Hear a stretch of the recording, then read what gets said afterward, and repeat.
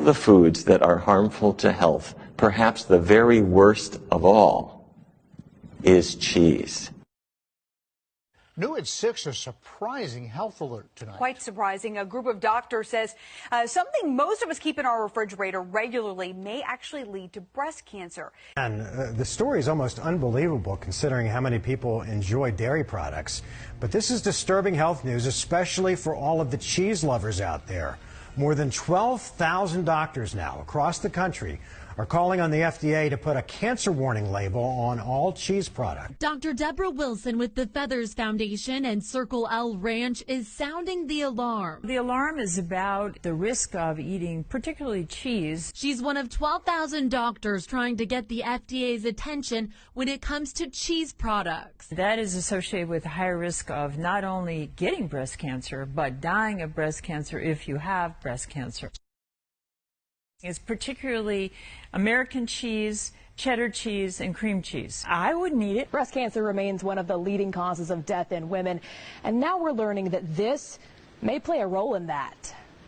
This Breast Cancer Awareness Month, a group of more than 12,000 doctors is sounding the alarm about a new risk. This is a concern for every woman, not just someone who's had a diagnosis. That concern, cheese. Doctors say the high-fat dairy product contains high levels of estrogen, which research shows can lead to increased risk of both diagnosis and death from breast cancer. One study showing women who consumed the most cheese had a 53% higher risk of getting the disease. That's why the Physicians Committee for Responsible Medicine is urging the FDA to put cancer warning labels like this on cheese. There's enough evidence here to ask or suggest that women should go ahead and pass on the cheese. The committee issued this petition to the FDA on October 3rd.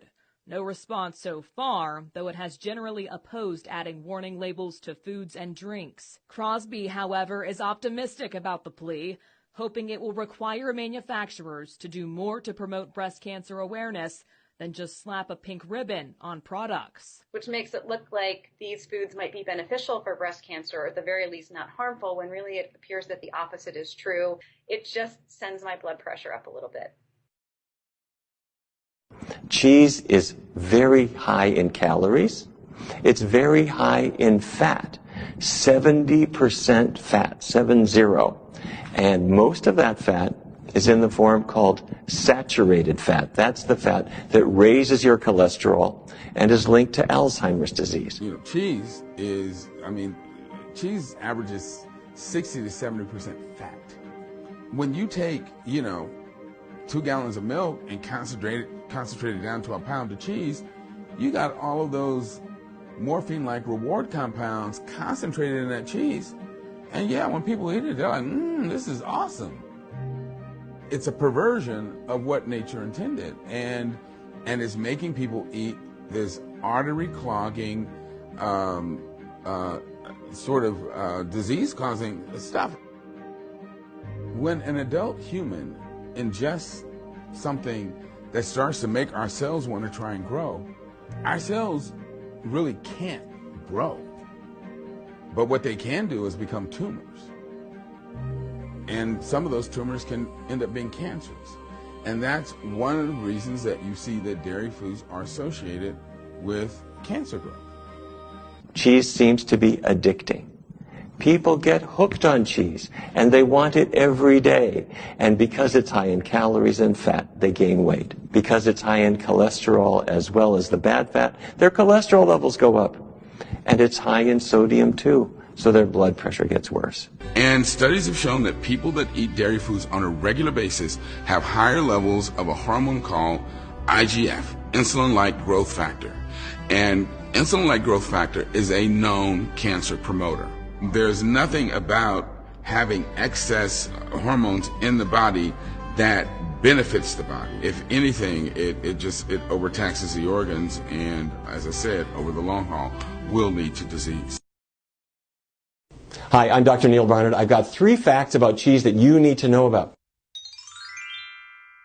The first is, if somebody hasn't washed their feet in a good long time, you don't want to sit too near them. That's because brevibacteria on their skin are producing these smelly compounds. Well, those very same bacteria are used to produce Munster and Limburger and other stinky cheeses. Brevibacteria, stinky feet, stinky cheese. Second thing, bacteria in your digestive tract make something called butyric acid. And bacteria used to produce cheeses make the very same butyric acid. So if you ever thought Parmesan smells a little like vomit, it's because it's exactly the same thing. Fact number 3. If you got on a plane and went to Sardinia, off the coast of Italy, there's a cheese called pecorino, and local aficionados allow flies to lay their eggs in the pecorino, and it starts, as the maggots hatch, they start to digest the cheese, creating this massive glop called casu marzu, and the maggots can actually jump. So you spread it very quickly on some flatbread, and you put a card under your nose as you shove the casu marzu into your mouth, hoping not to get struck by a leaping maggot. Pretty, isn't it? The dietary guidelines need to be changed so that the dairy recommendation is removed entirely. As I said, dairy is not a food, it's a material. And, you know, you can choose to do it, but you don't have to. And because of the health consequences, you shouldn't.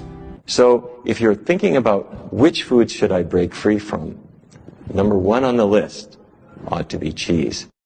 1, 2,